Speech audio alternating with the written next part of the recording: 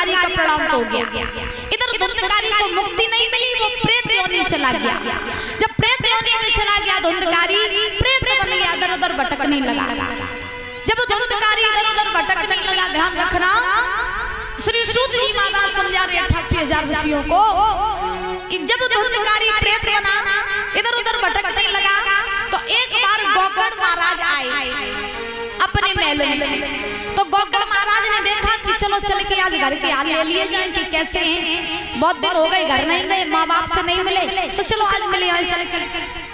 तो महाराज जो गोकर्ण महाराज चले और चल के अपने घर पहुंचे, पता चला कि धुंधली जो थी वो कुएं में गिर करके उसने अपनी हत्या कर ली और जो आत्मदेव ब्राह्मण थे वो वन में जाकर के भजन करने लगे।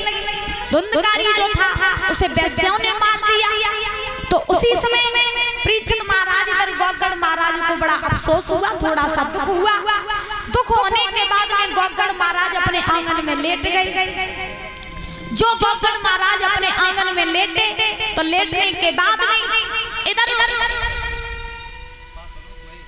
महाराज वो धुंधकारी जो था जो प्रेत बन गया था, तो धुंधकारी आ गया गोकर्ण महाराज के पास और तरह तरह के रूप बना करके सामने आने लगा। कहीं कुत्ते का रूप बनाता, कहीं बिल्ली का रूप बनाता और कहीं किसी का रूप बनाता सामने आने लगा। अब जो धुंधकारी सामने आने लगा तो गोकर्ण महाराज जो थे वो तो भगवान के परम भक्त थे।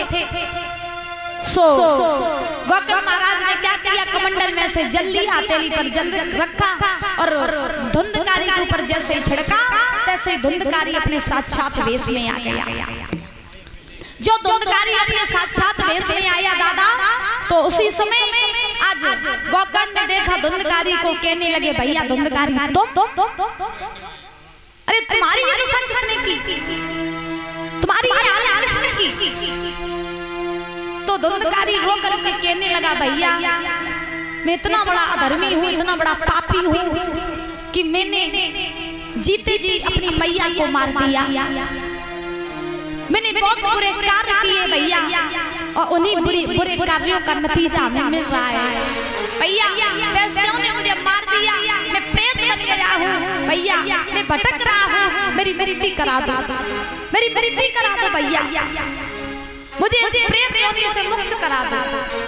तो गोकर्ण महाराज कहने लगे ठीक है, अगर तुम प्रेत योनि से मुक्त होना चाहते हो तो हम तुम्हें मुक्त करा देंगे, तुम्हारा हम पिंड दान करेंगे, जितने भी कार्य होंगे हम सब करेंगे। तो उसी समय आज गोकर्ण महाराज ने धुंधकारी का पिंड दान किया, लेकिन फिर भी धुंधकारी की आत्मा को शांति नहीं मिली, उसकी मुक्ति नहीं हुई।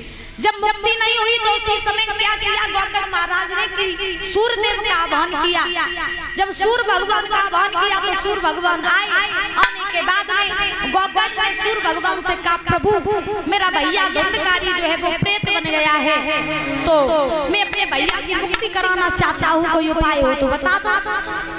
तो सूर्य भगवान कहने लगे कि उपाय अगर तुम जानना चाहते हो तो तुम्हारे भैया को मुक्ति केवल केवल तभी मिल सकती है जब तुम अपने भैया को श्रीमद् भागवत महापुराण का श्रवण कराओ। जब तुम अपने भैया धुंधकारी को श्रीमद् भागवत महापुराण सुनाओगे तो तुम्हारे भैया की मुक्ति निश्चित हो जाएगी। इतना क्या कि सूर्य भगवान वहां से चले गए। अब जाने के बाद में इधर गोकर्ण ने क्या किया, धुंधकारी को साथ लिया, साथ लेकर के चल करके सुंदर सा स्थान नियुक्त किया और सुंदर सा स्थान नियुक्त करने के बाद में गोकर्ण महाराज वक्ता बन गए और आसन डाल दिया नीचे जमीन पर और धुंधकारी को बैठा लिया श्रोता के रूप में। इधर गांव वालों को पता चला कि गोकर्ण महाराज जो है वो धुंधकारी को कथा सुना रहे हैं, तो नगर के लोग भी कथा सुनने के लिए आए। इधर गोकर्ण महाराज ने जैसे ही कथा कहना प्रारंभ की उसी समय हवा का झोंका आया, धुंधकारी को उड़ा करके ले गया, क्योंकि प्रेत कभी एक जगह पर स्थित नहीं रहते, प्रेत कभी एक जगह स्थित नहीं रहते। तो हवा का झोंका आया, धुंधकारी को उड़ा करके ले गया। धुंधकारी कोसों दूर पहुंच गया। गोकर्ण महाराज फिर गए, धुंधकारी को पकड़ कर लिया, आसन पे बैठा दो।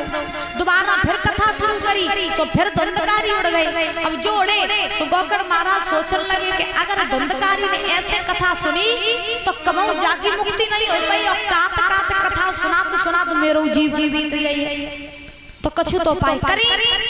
सो गोकर्ण महाराज ने क्या किया कि 7 गांठ का बांस ले लिया। जो 7 गांठ का बांस लिया, उसी के अंदर धुंधकारी को बैठा दिया, और जो बैठा ला जवाब दिया, भैया धुंधकारी अब तुम इसी बांस के अंदर बैठ करके कथा को सुनना। धुंधकारी बैठ गया। जो बैठा सो परीक्षित महाराज, एक दिन की कथा पूरी हुई, बांस की एक गांठ टूट गई।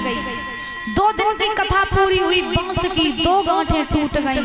धीरे धीरे 7 दिन की कथा पूरी हुई, बांस की 7 गांठें टूट गई। और जो बांस की 7 गांठें टूटी, सोई परीक्षित महाराज धुंधकारी बाहर निकल के आया उस बांस से।